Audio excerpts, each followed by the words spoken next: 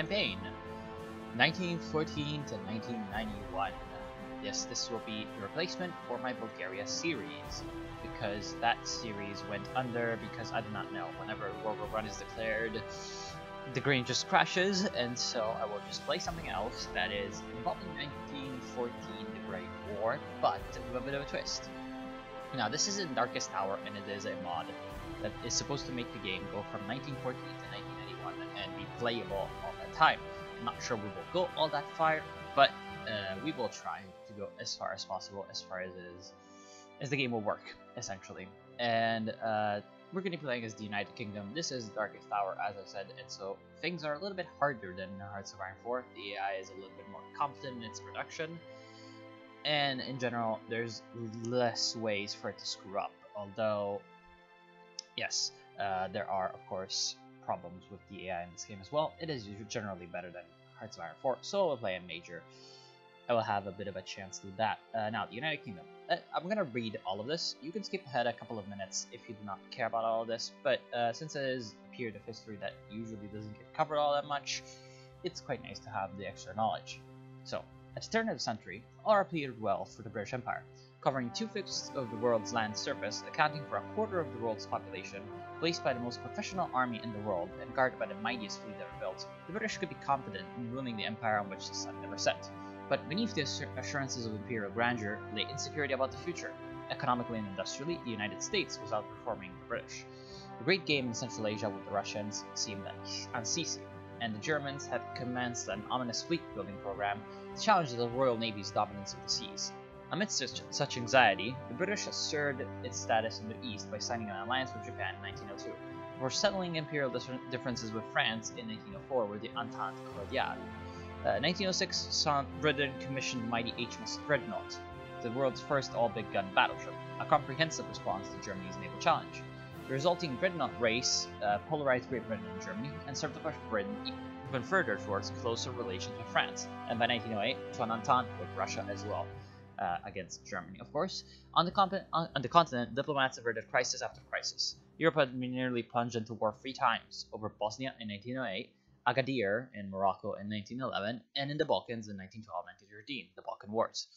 By 1914, British attention was turned to strife in Ulster, where the controversy over home rule had been militant unionist against the Irish nationalist adversaries, and brought them to the precipice of civil war.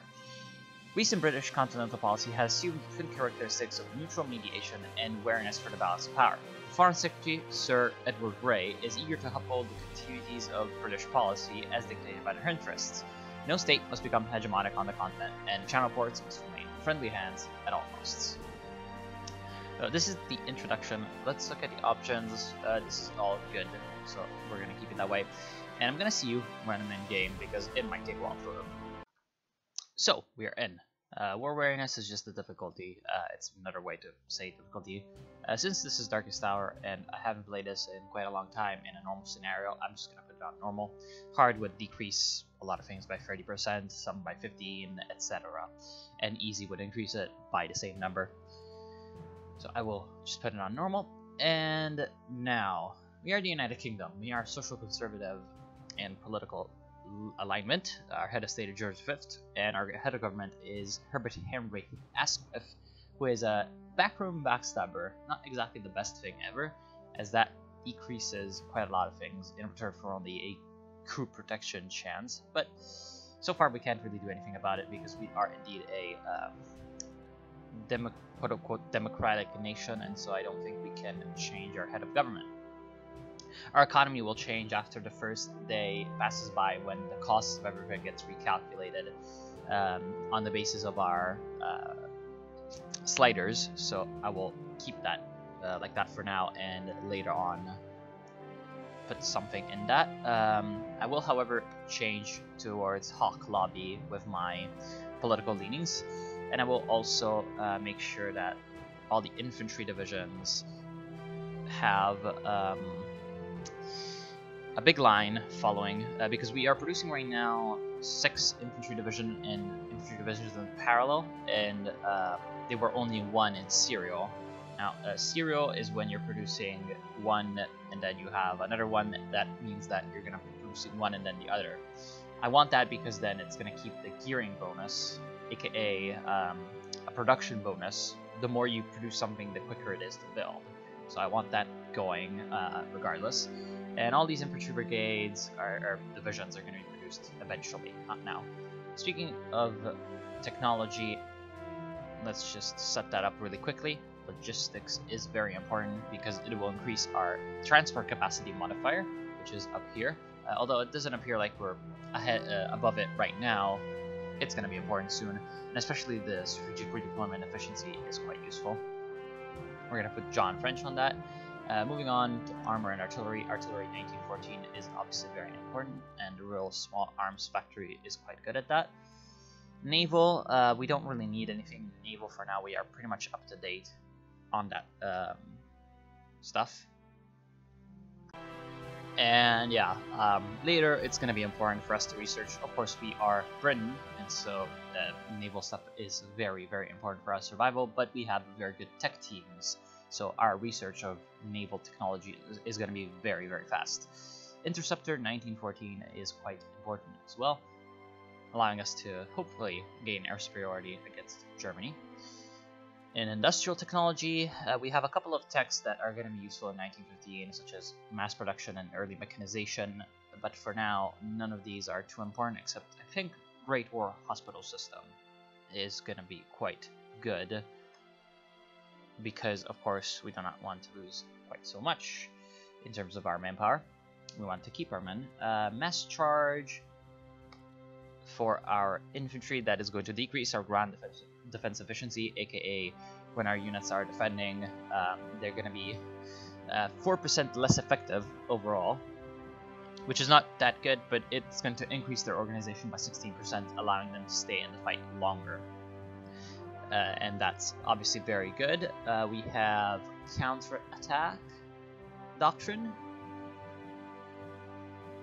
Yes, that's going to be quite decent as well. Which is actually going to set our ground defense efficiency back to 25%. Okay. And then decrease our organization. So it's going to be the opposite of mass charge, but then counterattack is going to unlock defense in depth or Schwerpunkt. So we need to research that. And then leading by orders, that is going to increase our organization by 6%. We could also do leading by task, but that increases morale, which isn't as useful. So ironically, it's probably a bit better to do leading by orders. There's also naval and air doctrines, but for now, we're not gonna do any of those. We are gonna wait until we have more technology teams available.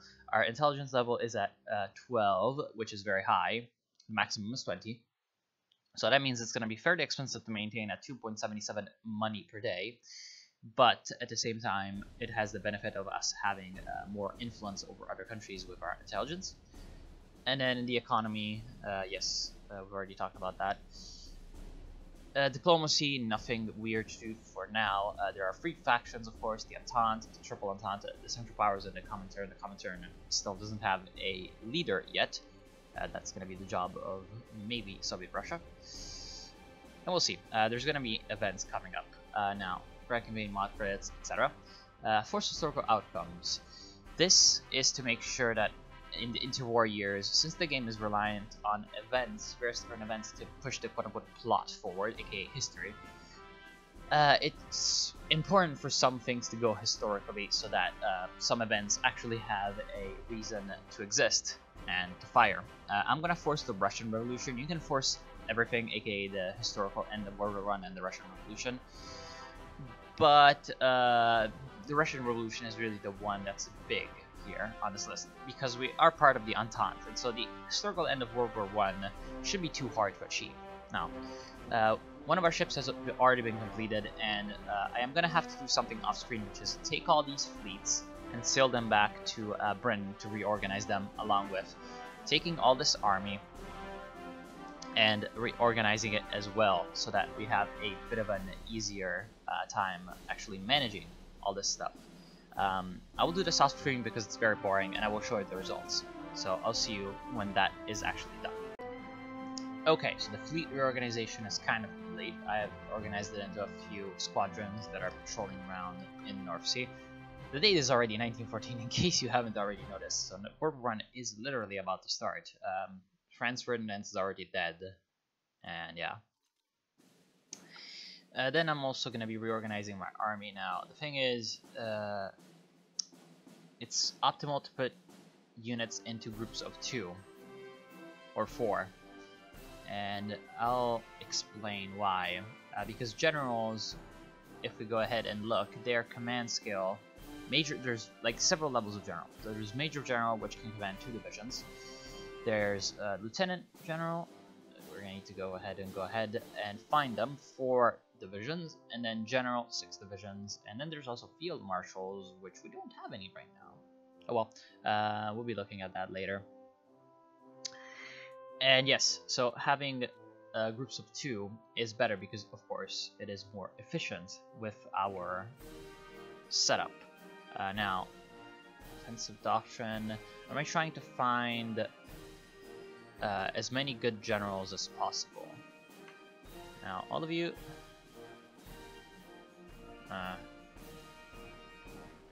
sure. I want all of these to rebase to Dover, and all my ships to rebase to Norwich. My combat ships to rebase to Norwich, and my transports to rebase to Dover, because I can more easily control them that way. And then I'm gonna have a few units move already to Dover, because, well, soon enough World War I is gonna start, and so we're gonna need to ship them off to Europe. Again, hindsight is 2020, and then we have more troops coming in that I will reorganize in different ways. Then we're supposed to have ships moving around. Will perform when above 8.3 strength and organization.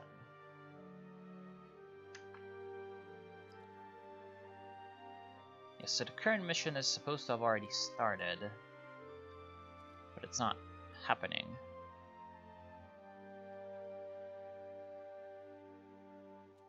Why?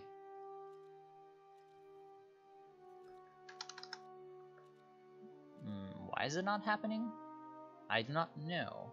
There's also a few things that we can do here. We'll talk about that when my fleet issue is resolved. I'm not sure why that's not happening. Maybe because we're not at war, but that doesn't really make a lot of sense. Can I just move out my ships if I want to? Yes, I can. Of course, seems like the war is happening right now. Will this do it? It doesn't really look like it's performing its mission. What a weird bug. I've never had problems with this before. I do not know, actually. I'm kind of scratching my head at this point. I really do not know what is happening. And that's kind of scaring me, because I don't want these bugs to happen. That would be very bad. I'm very confused. I'm very, very confused. Can I do things with my army? So, well, yeah, it's not that easy to do things with your army, actually. Because you need to be at war for the missions to actually work for that. But in the meantime, let's just reorganize this. This is what you've been missing for the past half an hour, basically. For a big country like Britain, this is unfortunately all too common. And then, yes, so I'm going to have some of these that are already set up move down. What a weird, weird thing.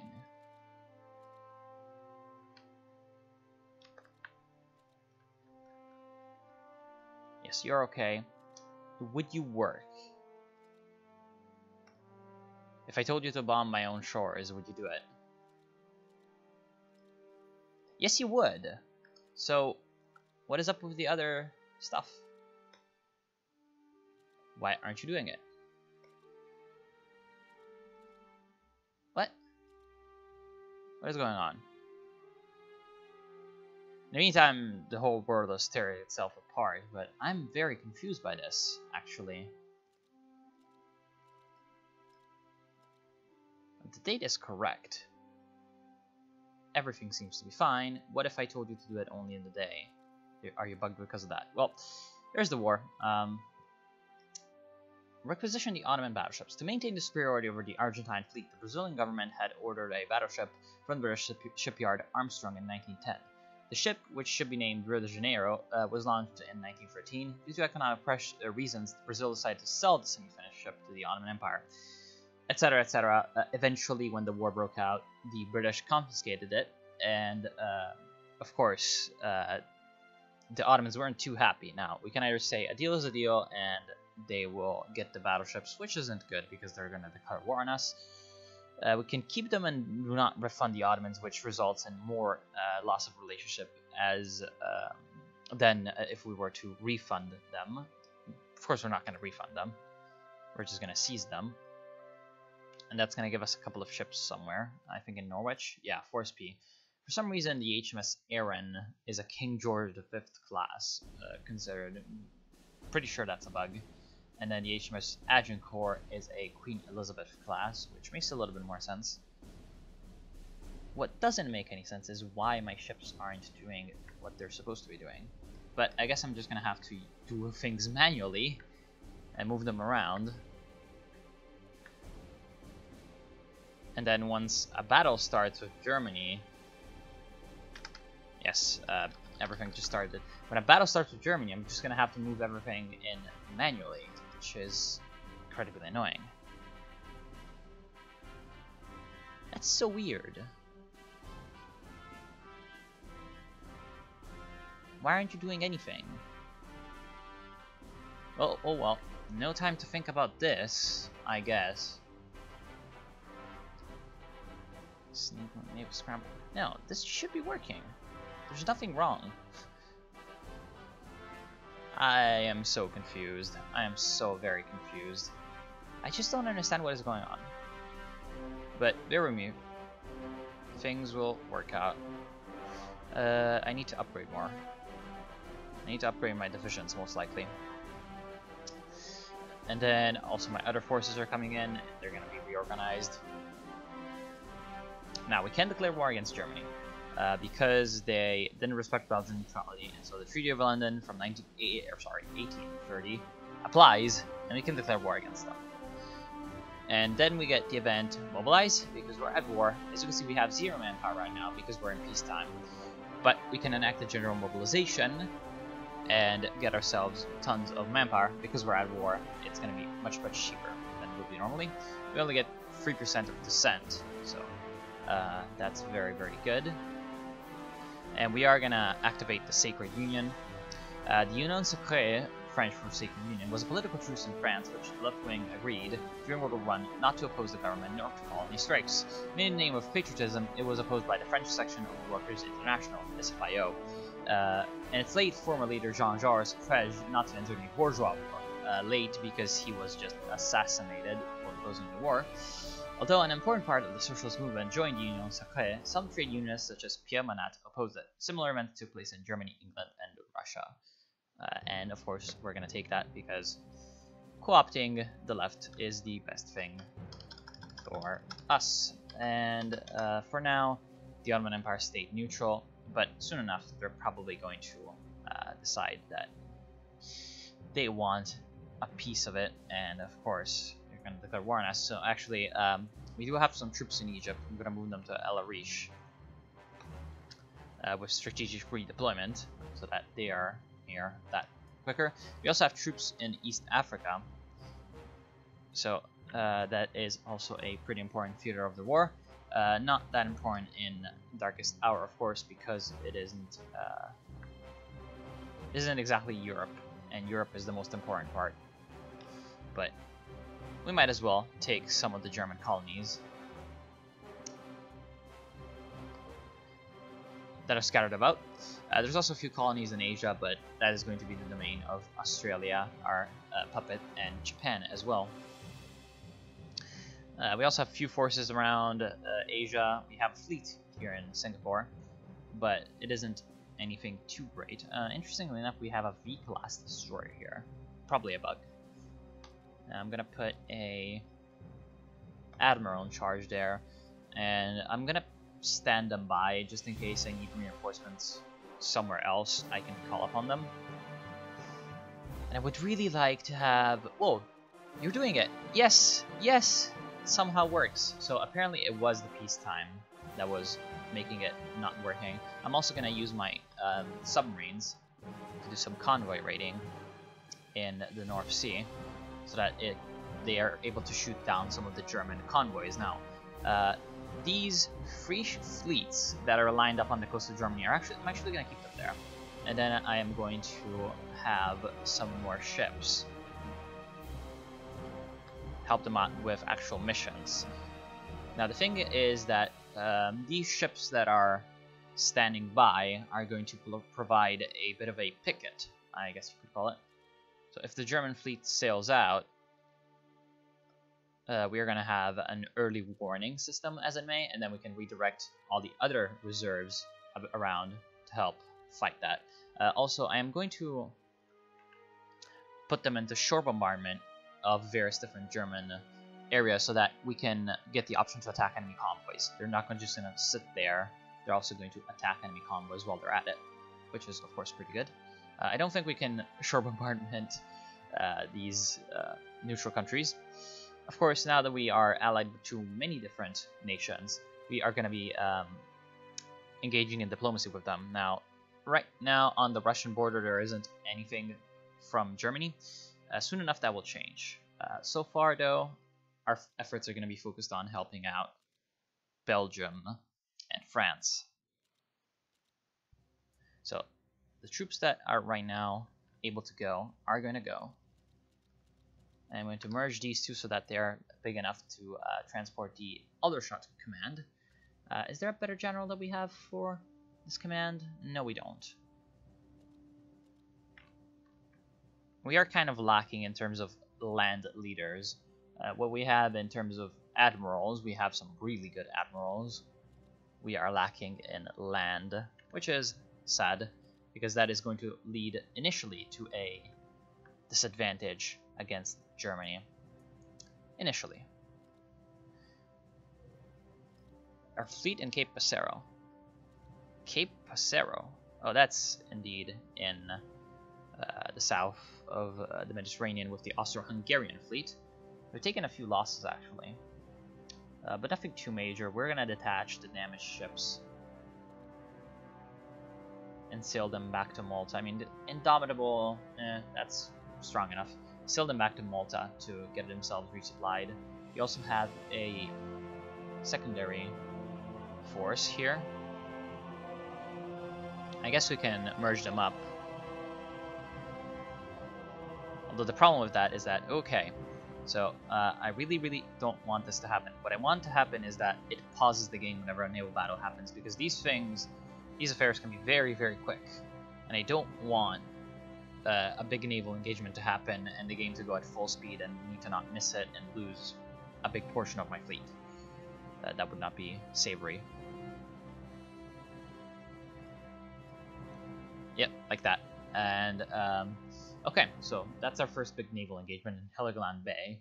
There's a lot of German battleships approaching, but their escort ships seem to be pretty old, just like ours. Of course, we have reinforcements coming in from Force A, which comprises many modern battleships. So unless looks like the Russians are also coming in with the Diana and the Rassia, 2 heavy cruisers. And if things go a little bit wrong, we can also bring in the other reinforcements from Force K and Force I. Now, another thing that's going good for us is that we have 85% positioning over the enemy's 70%, so that is going to provide us with an advantage. And it looks like we won. Although we've taken heavy losses as well in terms of damage. Nothing in terms of ships, so we didn't lose any ships. Agincourt got quite a battering. And it is a bit safer to keep battleships repaired. So I'm going to send it back to Norwich. Although it doesn't really look like we've taken big damage on the other battleships, so I'm just gonna leave that be. Our army, in the meantime, is moving ahead to Bruges. We are also sinking their transports, and in Skagerrak, that's just going to be a normal German fleet. Pretty easy to sink. We also need to produce more supplies, because now that we're in wartime, our economy has changed to a more mobilized economy, so our needs and resources are different. And you two, you can get yourself merged up, and then so you're over the command limit, right? Because a Grand Admiral can only command 18 flotillas, but that's gonna have to do for now because we don't have more admirals. And I'm gonna put you on naval combat patrol in the central Mediterranean and try to find the Austrian fleet. In the meantime, there's just a few minor engagements. Okay. I'm waiting for really the big fleet to come in, and that's not happening. Unfortunate. That's my phone being an idiot. So now our army's in France, the BEF, and I'm gonna move them over to Liège and Arlon to help protect that area from enemy incursions. Liège has a fortress, so it is going to be quite a bit easier to hold than some other areas. Let's see, Liège has one fortification. Not that much, it's going to get worn down by combat quite quickly, but it is still better than nothing. Then you two move down. 2 cavalry divisions here move down, and I'm going to leave at least, no, I'm going to leave 2 commands. Scottish command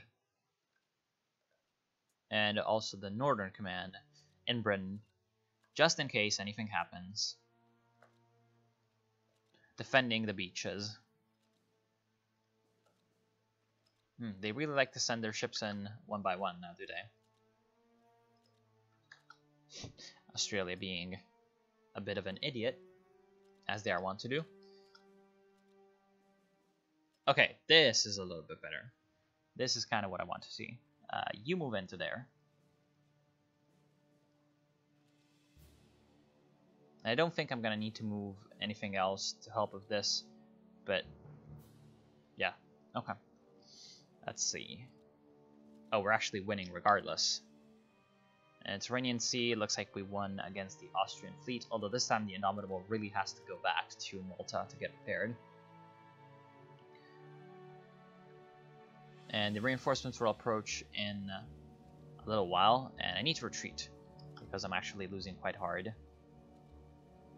So I'm going to replace that. And we're also getting attacked in Heligoland Bay. Oh no, that's just a battleship, Grosser Kurfürst, which should be a pretty easy picking seeing as it's alone, and we sank it. Good. The Gulf of Gaeta. Okay, sure. Weak Austrian forces, nothing too major. So our ships here are kind of ready.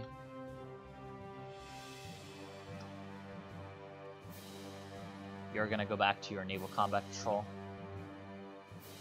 And then the retreating force I, some of these ships are going to have to move back to Norwich to get prepared. Also, of course, Germany annexed Luxembourg here. And they're redeploying tons of forces to the east now that Russia has declared war on them. So that is going to help us hold, hopefully. We also have 2 naval battles at once. One in Heligoland and one in Friedrichshafen. So we have part of our ships going to Heligoland, Force A, and then we're going to have the Grand Fleet go to Friedrichshafen to hopefully help with that. We're going to follow that on this screen because it's going to allow us to follow both combats at once. We're losing both of them. Actually, we won in Heligoland and sank one of their battleships. And in Skagerrak, things aren't going all that well, but we have the Grand Fleet approaching, so really no matter what happens, we lost 6 battleships, which isn't good. But once the Grand Fleet arrives, we're gonna win. Declare war on the Ottoman Empire. Now, when the war broke out, Admiral Souchon, the leader of the German Mittelmeerdivision, or Mediterranean Division, consisting of the SMS Goeben and Breslau, decided to move towards Constantinople, while a superior British fleet was hunting for him. The British Mediterranean fleet was expecting a breakout from the Strait of Gibraltar and thus passed to Constantinople free for Souchon. On the 10th of August, the Mittelmeerdivision reached the Dardanelles. The British ships had to stop their persecution and remained in international waters to not violate the neutrality of the Ottoman Empire. But the British government demanded from the Ottomans to behave like a neutral country and either intern the German ships or expel them from Ottoman waters. On the 16th of August, to preserve their neutrality, the Ottoman Empire feigned the purchase of these ships, but in fact the German crew was kept ready for operations on board. The first Lord of the Admiralty, Winston Churchill, intended to violate the neutrality of the Ottomans and to sink the German ships in Ottoman waters, but the British government refused such an aggressive behavior. After the Ottoman Black Sea Fleet under command of Souchon attacked Russian ports on the 29th of October, the British demanded the Ottoman Empire to expel the German military mission and to intern the crew of Goeben and Breslau. The Ottoman government rejected this demand. Without consultation from its government, Churchill ordered the fleet to bombard the Dardanelles. The British government had no other choice but to declare war on the Ottoman Empire on the 5th of November, when the war was already unofficially ongoing for 5 days.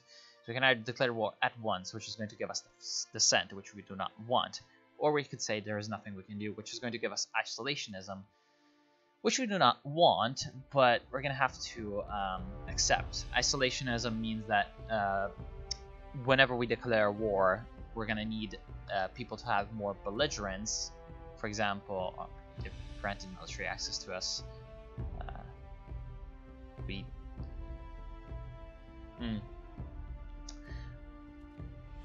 like, how about you? Oh, no. Yeah, see, as a democratic nation, you cannot declare war upon another nation when you're at peace unless that nation is very belligerent. So, our declaration of war belligerence needed is 39, which is quite heavy at this moment because we are not very interventionist. If we were more interventionist, then we could declare war on more countries, and when we declared war, we would gain less dissent. As you can see right now, we gain 4.4 dissent whenever we declare war upon anyone, which isn't that good. See, for example, Germany has 25 belligerents, and Austria-Hungary has 39. So you'd have to do something like attacking a neutral nation and then starting a world war to get 39 belligerents. It's not easy. So far, belligerence seems to be quite low or around. We won in Skagerrak eventually, but it was kind of a Pyrrhic victory. And this fleet definitely has to go back to Norwich. We're gonna keep the Grand Fleet here for now. Actually, we can move Force A due to that. And then move the Grand Fleet back to Naval Combat Patrol. Southern oil fields in Persia, Frisian Islands. Oh, this should be easy. Oil fields in southern Persia, we must protect them. By the Treaty of St. Petersburg in 1907, the status of Tibet, Afghanistan, and Persia were staked between the British and the Russian Empire. By this treaty, the decade-long conflict known as the Great Game was resolved between the two empires and made the Triple Entente possible. Except in an area in the center, the neutral zone, Persia was divided between the two empires in economic zones. Persia itself was not involved in the negotiations, and the treaty was just informed of the treaty after its signing in September 1907, because it's just, you know, how things work. At the outbreak of the First World War, Persia was hassled by the British and Russian empires to declare war on the Ottoman Empire. The Persian government refused to do so and declared neutrality instead. Russia and Britain ignored the statement and occupied the country to campaign from there. Particularly, the protection of southern Persia was of the utmost importance for Britain. There were oil fields located, which were ran by the APOC, the Anglo-Persian Oil Company. Since 1914, the APOC was responsible for the oil supply of the British fleet. So we're going to occupy that. And if we go to the resources map mode, which one is it? Economic, political, terrain, economic actually. Go to economic map mode, you can see that there's quite a bit of oil production in southern Persia, and of course this is kind of important to keep out of Ottoman hands, or at least that's what we're telling everyone about. And So we gave this land to the British Raj, aka our puppet state. Right now, the King's African Rifles are moving in, and I'm gonna have to stop this because it's running fairly long already. So I want to thank you all for watching. Hope you've enjoyed the Grand Campaign so far. Tell me in the comments what you think about the mod and what you think should be a good strategy. What you think I should do, etc., etc., etc. And I hope I'll see you soon.